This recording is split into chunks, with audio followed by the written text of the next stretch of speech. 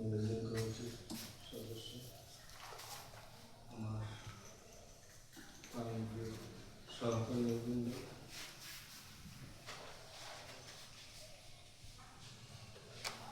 আসসালামু আলাইকুম।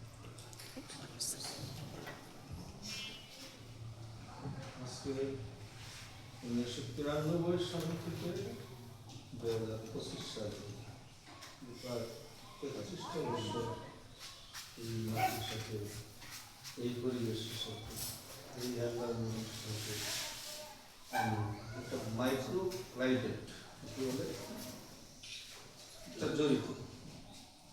সেই হিসেবে আমার সাবজেক্টটা ছিল বায়োলজি, বায়ো লাইফ, লাইফ জীবন, আর লঘুস শব্দের অর্থ নলেজ, নলেজ জ্ঞান। জীবন জ্ঞান সম্পর্কে আমি পরিবেশের যে বিস্তর বৈচিত্র্য প্রাণী জগৎ জগৎ সম্পর্কে আলোচনা করার, এর মধ্যে প্রাণী বৈচিত্র্য, আমরা মানুষ, আমাদের বৈচিত্র্য আশরাফুল মাখলুকাত প্রাণী জগৎ, যে যত রকম আইসিটি বিশেষজ্ঞ, যত ধরনের বৈচিত্র্য বিশেষজ্ঞ, সবকিছু আল্লাহর সৃষ্টির মধ্যে কিছুই না।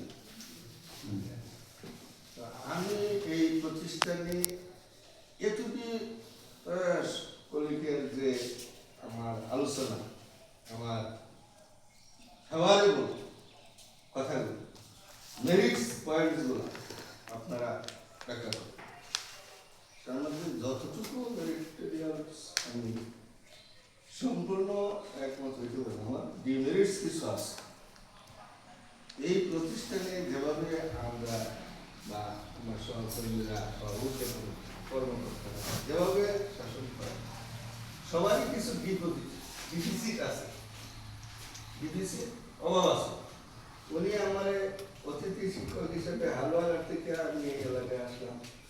আমারও একটা চাওয়া পাওয়ার এলাকাবাসীর প্রতি ছিল, যেভাবে ওনারাও অভাব ফিল করতেছেন, আমি ওদের আমি ফিল করতেছি। এটাই বাস্তবতা।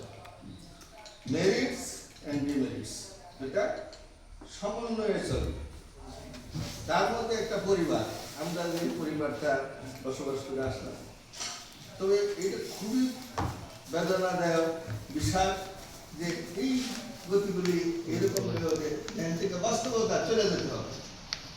এটাই সত্য, ইউনিভার্সাল ট্রুথ।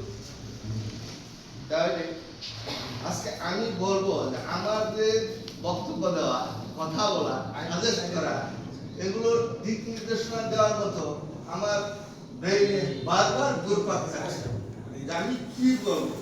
৩০ বছরে আমার অনেক অর্জন আছে, অনেক বিসর্জন আছে, সব কিছু মিলে আমি হতাশ। আমি কোন দিকে রক্ষা করব?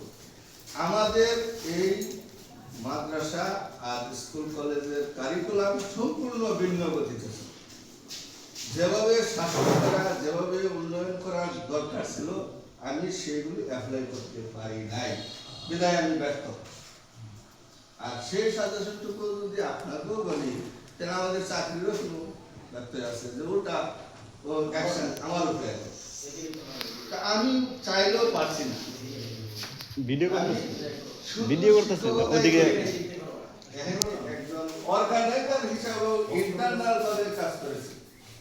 হয়তো এটা অনেকে বোধগম্য হয়েছে যে স্যার শুধু শিক্ষকতাই করে না, এতে অর্গানাইজ একটা ভূমিকা স্যারের সোমাটিক্যালি না হোক, স্ট্রাকচারালি না হোক, এক্সটার্নালি না হোক, কিন্তু ইন্টারনালি আছে। সেই কথাটা গভীরভাবে মনোযোগ সহকারে আমার যে প্রশাসক চলে গেছে, প্রিন্সিপাল একাধিক চলে গেছে, তারা ম্যানেজিং কমিটির লোক একাধিকবার পরিবর্তন হয়েছে, সবাই কিন্তু আমাকে ব্যবহার করছে, আমি কিন্তু ব্যবহৃত লোক। সেই কারণে আমার বিশেষ করে এই প্রতিষ্ঠানের প্রতি শিক্ষকতার সাথে অ্যাডমিনিস্ট্রেটিভ সাইডেও কিছু অবদান রাখছি বলে আমার কথাটা বেশি। তা আমি বলতে পারতেছি না আমার সবচেয়ে বড় সৌভাগ্য এটা, বরং সৃষ্টিকর্তার কাছে আমি এটা শুকরিয়া আদায় করে শেষ করতে পারবো না যে আমি খুবই ভাগ্যবান একটা ব্যক্তি। বিগত দিনে এই অনুষ্ঠানগুলো অফ ছিল, তার যে কোনো কারণে অফ ছিল। আমার আমল থেকে এরকম একটা সুন্দর পরিবেশে আবার এটা ফিরে আসছে, বা এক সময় ছিল না আবার চালু হয়েছে। আমি কি আল্লাহ অশেষ রহমত আমার হৃদয়ের মধ্যে এতগুলো গুণকীর্তন এতগুলো কথা বলছেন, আমি হাইলি স্যাটিসফাইড। তবে শিক্ষকতার জীবনে আসছে এখন অনেক ধরনের কারিকুলাম চেঞ্জ হয়েছে, অনেক উন্নত হয়েছে। যেন স্মার্ট যুগে শিক্ষকেরও অনেক পরিবর্তন হয়েছে। আমাদের সময় অনেক অবহেলিত ছিল শিক্ষা, না ছিল ফিনান্সিয়াল, না ছিল এডুকেশন, না ছিল লয়ার সিস্টেম, আইনেরও কোনো প্রতিবন্ধকতা ছিল। যে যেভাবে পারছে ফর্ম ফিল আপ করছে হুজুরা রাস্তাঘাটে বয়ে বয়ে। এরকম দৃশ্য আমি পাইছি যে কোথায় চাকরি করা। আমার নিয়োগের একটা বড় ইতিহাস আছে। আমি যখন 93-তে আইনে অ্যাপ্লাই করলাম, রুহুল সাহেব আমার কাগজপত্র নিয়ে ডিও সাহেবের কাছে চলে গেছে। ওই সময় ডিও সাহেব বলছে এটা কি রিজেক্ট, রিজেক্ট কি file reject, what is reject. আমি আসছি মাদ্রাসায় ক্লাস করাইছি, ইনশাআল্লাহ সায়েন্সের অনেক ছাত্র আছে এই মাদ্রাসা। আমার এক বন্ধু তারে বলছি যে আসো মাদ্রাসা, আমি তো কলেজের টিচার, আমি মাদ্রাসার টিচার, আমার মাদ্রাসাটা তুমি পরিদর্শন করো। বর্তমানে গভর্নমেন্ট কলেজের টিচার রিটায়ার করছে, আমার 1 বছর আগে করছে। কেউ নিয়ে আসলো, এই বিল্ডিংটার 6টা পিলার ছিল সামনে, এটা সরবুজ আকৃতি। এখানে টেবিল পালায় আমরা বসলাম। যে প্রিন্সিপাল আমার নিয়োগ করতেছিল মামার ফাদার, তো ছিলেন সভাপতি। আমি নিজেও বুঝি না, আমি নিয়োগ আসছি কে সভাপতি কে নিয়োগ কমিটি। আমরা এই লোকের কাছে বসলাম, বৈশা আমার মেহমান আমার ফ্রেন্ডরে বললাম যে চাকরি কি মাদ্রাসায় আর কি করাবে, হুজুর কি হুজুর, রোল হুজুর, বড় বড় হুজুররা সবাই পড়া আরবি, বড় বড় কিতাব। আমি পড়ছি কুটানি জুলজি, আমি কি জেনারেল লাইনে পড়া। এই মাদ্রাসার কিভাবে অ্যাডাপ্টেড হবো, কিভাবে খাপ খাওয়াবো, তা আমার কাছে লাগতেছে একটা বিষয়। আমি এই মাস্টার কিভাবে, আমি আবার সবচেয়ে সাইজে ছিল আজহার সাহেব বাংলা পড়া, প্রফেসর হইল আজহার সাহেব। হ্যাঁ বলি, হ্যাঁ আমার এই স্ট্রাকচারে ছিল, এই ছোট থেকেই তো আমি বয়োজ্যেষ্ঠ সকাল আমাকে ওই নিয়োগের সময় আমাকে অনেক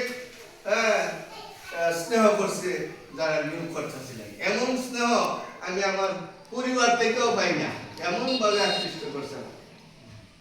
আমি একটু দুর্বল হয়ে গেছি। আচ্ছা, যদি আমাকে ওনারা চয়েস করে পায়, নিয়োগ প্রক্রিয়া আছে, সেই নিয়োগ প্রক্রিয়া কাগজপত্র সব ঠিকঠাক করে ইন্টারভিউ করে ফজলুল হক বিশ্বাস ছিলেন।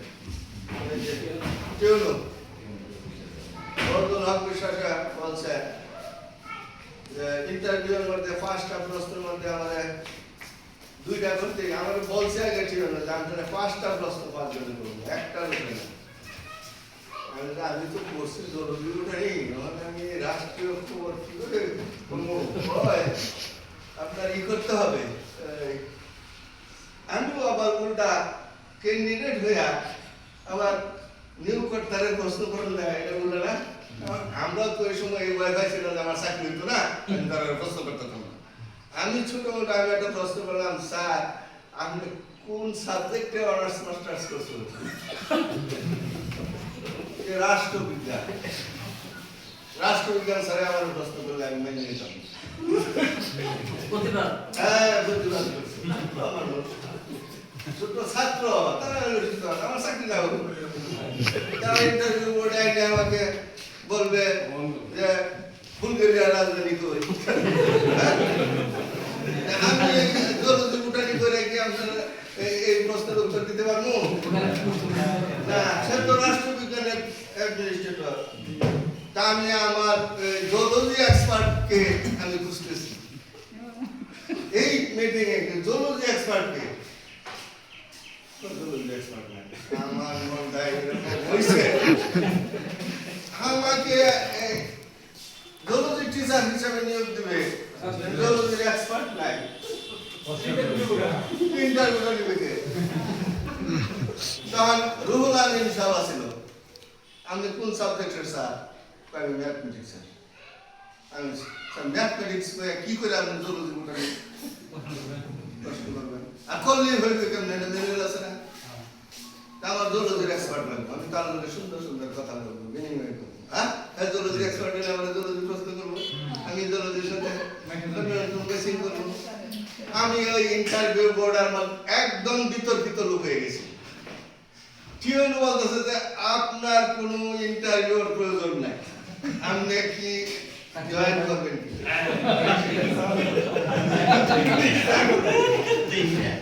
আপনি জয়েন করলে আর তুমি এক্সপার্টের প্রয়োজন নেই। আমি এক্সপার্ট, আমি যে এত সুন্দর এত ডিগ্রি নিলাম এক্সপার্ট, এখন আমি ইন্টারমিডিয়েটের যে কোর্সটা পড়ানো সেটার উপযুক্ত কিনা এটাও যাচাই বাছাই ইন্টারভিউ। তাইলে আমার এক্সপার্ট একজন রাখলাম ইউনুস সাহেবের পরে আনছে দায়িত্বে, উনি ক্যান্ডিডেট তো একটা বিরাট ই পাইছি, এক্সপার্ট ছাড়া তো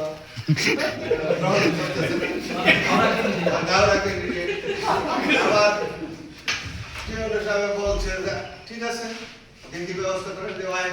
তারপরে অন্যরা ইন্টারভিউ নেওয়া হয়েছে, ওই যে সাথে দুইজন আছিল, জসিম শাহ আর নুরুল ইসলাম, তারা তো ইন্টারভিউ দিতেছে, আরো একাধিক আছে। আমি আবার প্রশ্ন করলাম যে হ্যাঁ যদি এক্সপার্ট আসে তাহলে আমি নিয়োগটা আমি বৈধ বলে মনে করবো এবং বলি, আর নাহলে আমার এই সমস্ত কাগজপত্র দিয়ে রয়েছিল এই জায়গায় রেজুলেশন করে আপনারা নাম দেন রাখবেন, আমার এক্সপার্টের নাম হলো ইউনুস। তখন এই এখন আমার রেজুলেশনে কাটা আছে, দেখবেন আগে লেখা আছে রুহুল আমিন, পরে দলিলতে লেখা আছে আমি ইউনুস সাহেব হাজির করছি। এটা আমার মুখের কথা নয়, দলিল। তখন আমার একটি অনু বলছিল যে এই ছেলে চাকরি বেশি দিন করতো না, যাবো আর আবু আলাউদ্দিন সাহেব প্রিন্সিপালকে বলছে, আর মামা এই বেটা তো কইছে বাজানো চাকরি করবাই, আমরা খুব অসহায় মধ্যে আছি, আমাদের বাইরে শিক্ষক নাই, পড়াইতে আমার ওই ম্যানেজিং কমিটির লোকের সাথে বারান্দায় আলাপ, আর ওইটা রেজুলেশন হইতেছে, লেখা হইতেছে, অ্যাপয়েন্টমেন্ট সব রেডি হইতেছে। আমি আমার সময় নেই, আমি চলে যাবো, তারা আমার নাস্তা খাওয়ায়, ওরা নাস্তা খাওয়ায় আমার দই আনছে এক লাইন আমার বারান্দা দিছে, মানুষের সামনে আমি দই কেমন আমি কি পারছন, এটা হয় না। স্যার আমরা খুব কষ্টে আছি, জয়েন করেন, আমরা কালকে আমি দেবো, আমি মাদ্রাসায় যাবো, আমরা সমস্ত কাগজ 7 দিনের মধ্যে রিলিজ করে দিতেছি। এই প্রতিষ্ঠান থেকে এবারে এই লোক আছে, আমি আবার গেছি, আচ্ছা আমি জয়েন করবো, এরকম আমি জয়েন করবো, কিন্তু আমি 2 দিনের বেশি রেখে পারবো না, এটা আমার বললো কথা। 2 দিন যাই, মাসে 1 দিন যাই, আমি জয়েন করুন আর বাইরে দিতে পারেন চালাই। তখন আমি দিলাম, আমার তো প্রশাসনিক ভাবে কোনো ই নাই, চাপ নাই, তখন যার কাছে কোনো চাপ নাই, কিন্তু আমি আইসা তোর পরে খাইলাম, আমার এই ডিপার্টমেন্ট তুলতে হবে, নিতে হবে, ছাত্র আছে শিক্ষক নাই। বাড়ি সাহেব আমি বললাম যে ওই তো আমরা 3 দিন রুটিন করলাম, আমি আমার দায়িত্ব সায়েন্সের, ওই সময় থেকে আমি কি প্রশাসক প্রিন্সিপাল সব এত আদর করে আমার মাথায় তুলছে, যেমন এই প্রতিষ্ঠানে আমি একজন কর্মকর্তা, প্রিন্সিপাল সব সুযোগ আমার আইতে প্রিন্সিপাল সাহেব আমার একটা চা খাওয়ায় স্যার আছে কয় আমি একজন উপযুক্ত শিক্ষক নিয়োগ দিছি বাক্য একটাই কইছে কি আমি কিন্তু আবার পাগল এই সময় আমার সাইকোলজি জানে আমি হাই পোটেনশিয়াল মানে হাই স্পিডে চলছি যে স্পিড ওই সময়ের কথাগুলি স্মরণ হয় এখন আমি উল্টা পাল্টা করতেছি এক বাক্য দিয়ে আরেক বাক্যে যাই তারপরও আপনাকে মনে করে নেবেন কথাগুলো স্মৃতির মাঝে করে না যে এইভাবে আমি সায়েন্স ডিপার্টমেন্টে বারিশাল চলে যাওয়ার পরে একটা গ্যাপ হয়েছিল ওই মাদ্রাসায় কি গ্যাপটা হয়েছে 8 জন টিচার একসাথে প্রতিষ্ঠান খালি ওই ছাত্র কি গেছে ভাই কাতলা শাকের কথা ঘটনা তো কইলাম না হ্যাঁ আমি অনেক নবাবি করছি একমাত্র সায়েন্সের শিক্ষক ফুলবাড়ি থানা বায়োলজি শিক্ষক আমি নিজের স্প্যাড আউট করছি কাতলা শাক থেকে কি গান ম্যাজিস্ট্রেট আসলে ধরেছি যাই একটা সৎ মানুষ থাকতো না কেন অসৎ কাজ তালুকদার বাংলা ভরাইতো তালুকদারও বলতো যে হ্যাঁ বাংলা তালুকদারের সাহস ছিল যে বিদ্যানন্দ একজন প্রফেসর করছে বায়োলজি তো রাগি না সরল মানুষ কিন্তু কাজে বাকি নাই কথা কইবো যে কাজ করতাম না কিন্তু আসলেই কাজ করবো টিউন বলতো লোক বিশ্বাস প্রিন্সিপাল যখন বিদ্যালয়ে যায় যেখানে আমাদের বাড়ির রিসার্চ কেমন আছে হাই স্পিডে আছে অনেক সুন্দর কাজ করতে এই সারি তো একমাত্র আমার এই ডিপার্টমেন্টে রেগুলার কয় গঙ্গন্ডা সরকার বাড়ি এই বাড়ি তো আদি বাড়ি আমি 96 সালে বাড়ি করছি এখান থেকে তবে আসি সপ্তাহে 3 দিন এর উপরে বাড়ি না সন্দেহ আর প্রচুর প্রাইভেট পড়াই বাড়ি আর এই এলাকায় প্রাইভেটের কোনো সুযোগ নেই মাদ্রাসা তো পরীক্ষা পদ্ধতি ওই বেলা থেকে লুজ হইতেছে প্রতি বছর কি লুজ হয়ে যায় সায়েন্সের প্র্যাকটিক্যাল দুর্বল হয়ে যেতেছে এখন বর্তমানে স্টেজে আইসা লেখাপড়া করলে চলে না সব কিছু অবজেক্টিভ মাদ্রাসা রেখে আছে এখন আমি কই তোরা ক্লাস কর প্র্যাকটিক্যাল কর কিন্তু তারা তা করে আমার মাস্টারি কই গেছে আমি বলছি এক সময় পরিবেশের কারণে পরিবেশ পরিস্থিতির কারণে আমাদের মেধা বিকশিত না হইয়া লোপ পাইয়া যেতেছে হ্যাঁ আমরা তো স্টাডি করা এই একটা ব্রাঞ্চ প্রতিদিন স্টাডি করার জিনিস প্রতি ক্লাসে আগে যাওয়ার আগে স্টাডি করা প্রয়োজন একজন সায়েন্সের শিক্ষক বিএসসি শিক্ষক একটা মাদ্রাসায় হোক একটা স্কুল কলেজে হোক সে নিউক্লিয়াস মধ্যমণি একজন বিএসসি মাধ্যমিক শিক্ষার জন্য তাহলে আমাদের শিক্ষার যে পদ্ধতিগুলো আছে বিভিন্ন ক্যাটাগরি মূল্যায়ন দেয় দিয়া শিক্ষকরা মূল্যায়ন করে সেই মূল্যায়নগুলির মধ্যে মাদ্রাসা শিক্ষক একটু অনেক পিছনে আছে দেখে আমরা কি করি জেনারেল শিক্ষক ফুলবাড়ি কলেজের শিক্ষক আমার এই বিদ্যানন্দ মাদ্রাসা শিক্ষক শিক্ষকের কি আছে মত পার্থক্য আছে মাদ্রাসা শিক্ষক আর নিলাম কলেজে এই যে কাহিনী আরেকটা বাড়ছে আমি গেছি ফুলবাড়িতে আমার দিকে দাওয়াত করে তারা নিচে গার্ড দিবার লাগে সায়েন্সের প্রিন্সিপালের কাছে আমরা দুটা শিক্ষক দিন আমাদের পরীক্ষা শিক্ষক সর এরকম আসিম চাই না মাদ্রাসা শিক্ষক চাই না এবারে চাইছে তো ওই সময় আদিত্য বাবু আসছিল কেমিস্ট্রি টিচার বুঝলেন আর আমরা স্যার আদিত্য বাবু আর পরীক্ষা পদ্ধতির জন্য কমিটি আছে না আমাদের লেখা রাখছে আবু বকর সিদ্দিক 1 2 3 নম্বর জায়গা লেখছে নামটা আমি তো ইনভিজিলেটর গার্ড ইনভিজিলেটর কয় নম্বর নাম একটা হলে দেখো 3 জন টিচার তার মধ্যে আমার নাম লেখছে কয় নম্বরে 3 নম্বরে আমি তো গাওরা কম না জয় হারিয়া বসে এই কমিটির কারা রুলটা কমিটির কারা করছে আমি শিক্ষক হিসাবে ওই সমস্ত জায়গায় একটু প্রতিবাদ করছি যে সমস্ত জায়গায় আমাকে হেয় করা হয়েছে সেই সমস্ত জায়গায় আমি প্রতিবাদ করে আমি সাইনেবল হয়ে গেছি একটু প্রতিবাদ করে একটু সাইন এই কোন জায়গায় শিক্ষক কি তর্ক লাগাইছে কি করছে আপনারা এই কমিটি করছেন কেশরগঞ্জের এক শিক্ষক দিছে নন এমপিভুক্ত কলেজ এমপি হয়েছে না এক নম্বরে 1 নম্বরে। তারপরে আরেকজন দিছে হেরো এমপি হয়েছে না, ইন্ডেক্স নাই। তার ইন্ডেক্স নাই, আর আমি ইন্ডেক্সদারি শিক্ষক। আপনি এটা রুটিন করছেন? কার্ড লিস্ট হয়েছে? আমি ডিউটি করবো না। কি হয়েছে? এই বলে আমি তো বউ ধরছে কোন মাদ্রাসা, বিদ্যারণ্য মাদ্রাসা, বিদ্যারণ্য মাদ্রাসা ডিগ্রি লেভেলের মাদ্রাসা, আমাদের ইন্টার লেভেল না। এটা প্রিন্সিপালের মান আছে ডিগ্রি লেভেলের পদে, আর একটা কলেজ হয়ে গেলে তো না ইন্টার যদি থাকে তাহলে তার ডিগ্রি বাঁচতেছে। তাহলে আমরা এইরকম তো আত্মা করে এইরকম মাদ্রাসা কামিল ফাজিল মাদ্রাসারে শিক্ষক হিসেবে যায় 3 নম্বর জায়গায় যা স্থান দিবেন এনে আমার ডিউটি করতে হবে। আপনি কোন আইনের ডিউটি করতে পারবেন? সারাদিন আমি চললাম রাস্তাতে বেরিয়ে নিশা দিতে পারবো। আজকাল লাগে আপনি করে দেন, কালকে যদি পরিবর্তন না করছি আপনার ডেজিগনেশন সব আপনি ওই জায়গায় কোন জায়গায় যাবেন ওই জায়গায় দিন পরে দিচ্ছে, পরে আরেকদিন দিচ্ছে আমার কথা না বললে দিত না। মাদ্রাসা ওই সমস্ত জায়গায় প্রতিবাদ করা উচিত যে সমস্ত জায়গায় আমাদের ক্ষমতা হারাই তুলে। আমি আমার টিউন অফিসে আবার ডিসি অফিসে কমিটির মধ্যে চুপ করে বেরিয়েছি, কমিটিতে গেছি না, আমি প্রিন্সিপালরাও বলতে দিছি না, এমন করুন। এই জন্য অনেক সময় আমার নিজেকে স্পিড মনে হয় যে আমি শুধু শিক্ষক না, এই প্রতিষ্ঠানের একজন অর্গানাইজারও বটে। আমি আপনাদের সামনে দেখাচ্ছি যে আমি এক্সটার্নাল অর্গানাইজার, আমি স্ট্রাকচারাল অর্গানাইজার না, আমি ইন্টারনাল অর্গানাইজার। সবাই আমার জানে গভীর গভীর প্রিন্সিপাল আমার পিছনে চলবো না আমি প্রিন্সিপালের পিছনে চলবো, এটা অনেক। আমি কি দাবা দ্বারা এই প্রিন্সিপালের কথা আমি সব শুনে শুনে কি আপনারা ক্ষতি করছি?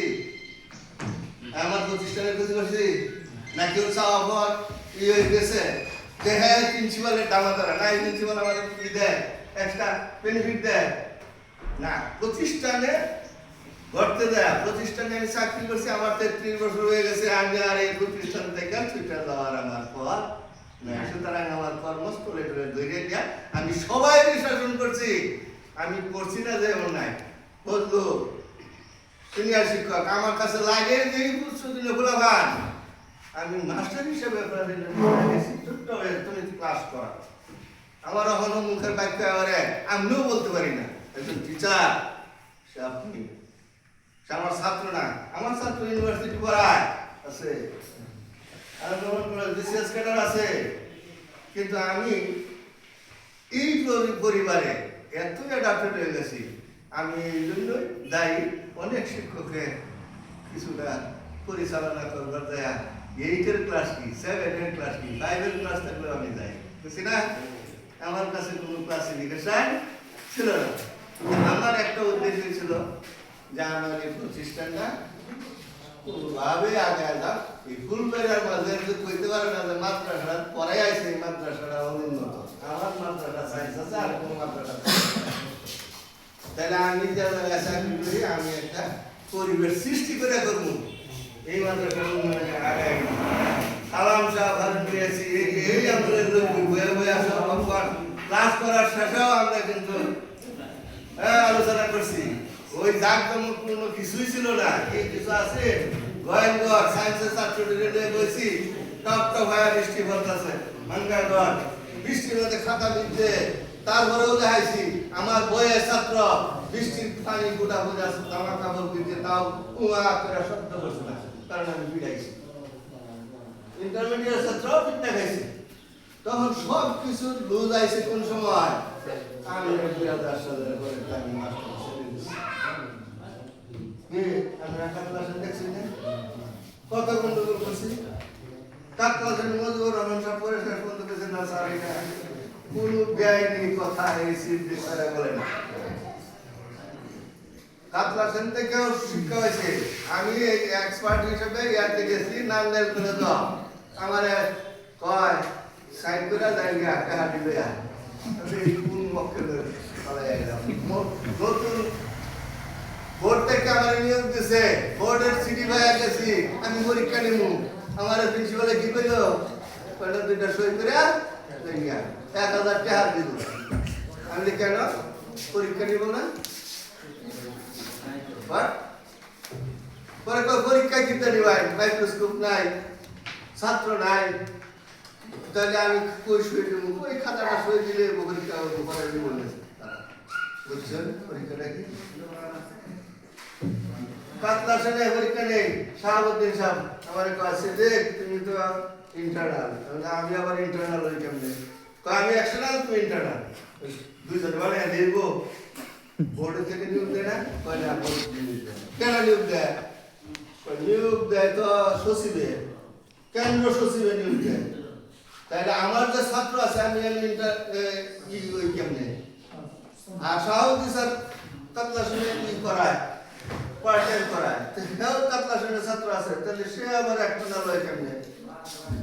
এই যে প্রতিদ্বন্দ্বিতা আমার সাথে, শাহাবুদ্দিন স্যার কয় সিদ্দিক তুমি আর তর্ক করো না, মাদ্রাসা পড়াও। মাদ্রাসা পড়ে আমি ইউনিভার্সিটি পড়াই, মাদ্রাসা পাঠা করে তেল হয়ে যায়। এই ছেলে মেয়েরা দিন দেখছে পয়সা পয়সা আনে, সব 200 টাকা করে বেঁধে গিয়া, এটা আর চলতে দিব না। আমি কাতলা সেনে বেশি না অদূর করেছিলাম, ঠিক হয়ে যাও। সায়েন্সের যে প্লাবান আছে 200 ছাত্র আছে, 200 করে টাকা নিলে নেয় না, তারা কলেজও দেয়। এইটা আমি বানাইছি। আমি আর পরীক্ষা দেখি, আমি ইন্টারভিউ খাতা কোথা লইয়া ওই বইয়া পরীক্ষার সিস্টেমে পরীক্ষা নিয়েছি, শাহাবুদ্দিন স্যারের পরীক্ষা নিয়েছি। এটা তো বেলেন আমার কি বলে বেলেন না, তাই কারো কাছে করোনার ছাত্র এবার চাই না, আমি কেন নিতাম না। ছেলে মেয়েরা পরীক্ষা দিব, পাস করবো। আমার সাথে ফিস পায় আছেন একজন ভালো প্রশাসক, সেটা হলো ওয়াসিউদ্দিন ম্যাজিস্ট্রেট, আমি আছি পরিবেশে দিকে। এইগুলি করতে দেয়া নান্দাইলের আমার স্মৃতিটা সবচেয়ে বেশি মনে। আমার মনে হয়েছিল যে মাত্রাটা জায়গায় হেঁটে চলে যায়। নান্দাইলে তো গান শুরু করো লাগবো এবং দেওয়া লাগবো, পরিবেশ এটাই। এইটা হয়, আমি পরীক্ষা নিতে পারতাম না। ছাত্র কত দিন 46 জন, 46টা ছাত্র উপস্থিত করে গেছে। আমি আজকে চলে গেলাম, আমি 8 তারিখ পরীক্ষা সচিবের লোক আর কিছু গাড়ি নাই। পরীক্ষা নিব 8 তারিখ, ওনারা এফআইআরটা দিচ্ছে না, ছাত্র দিচ্ছে না, আমার এফআইআর সই করে দিতাম না। আমি তো পরীক্ষা নিতে পারি না। দরকার হলে আমি বোর্ডে যাবো, যে বেটা আমার নিয়োগ দিচ্ছে ওই বেটার এই নাম্বার আছে, তাহলে কথা বলবো যে আমি গেছিলাম পরীক্ষা দিবে না, ছাত্র দেখাচ্ছে না, খাতা দিচ্ছে না, তারা খালি সই করে আমার 1000 টাকা দেবে দেবে। তখনই আমার ওই আসার গাঁও এই মাদ্রাসার টিচারে পরে বললো যে স্যার সবাই তো সই করে টাকা দিলে যায় না, আপনি নিলেন না, কাজটা ভালো করলেন। ভালো না আমার স্যার আর কত বাইরে যে শিক্ষক আছে নিব না। তখন আমার ওই বন্ধু আছে নান্দেল কলেজের ক্লাসমেট আমিনুল ইসলাম, সে যায় একটা হুজুর, ছেলে তো ভালোই দেখছে, আমার ছেলে বলে তো এটা সুজা মানুষ, সরল মানুষ, কিন্তু আবার রাগ করে যারা করে এটাই করে, চাকরির দাম ধরে না, মাদ্রাসা চাকরি করে, মাদ্রাসা চাকরির দাম ধরে না, যাবো গাছ ডাকা তারপরে যেটা কোয়া যায় এটাই করে। আমিনুলের কথা শুনে প্রফেসরের কথা শুনে আমার কাছে আছে, ও যেটা চাই এটা আমি সাপ্লাই করবো, তবে পরীক্ষা লইলে কল করুন করে দিছে, করে আবার দিতে পরীক্ষা দিচ্ছে এবং এবার একটা সার্ভিস করি। পরে আমি বলছিলাম না 35,000 টাকা আমরা পাইছেন, আমরাও পাইছি, সব কাজের মাদ্রাসা সায়েন্স যেটি আছে ওই অ্যাপারেটাসের টাকা হয়েছে। আপনারা এমন অনুসার করেন, তাহলে সায়েন্স করলেন, শিক্ষক খালি অভাব দেখা যে শিক্ষকরা পড়ায় না, শিক্ষকরা করে না, অ্যাপারেটাস কে লেগে যায় বেঁচে বলা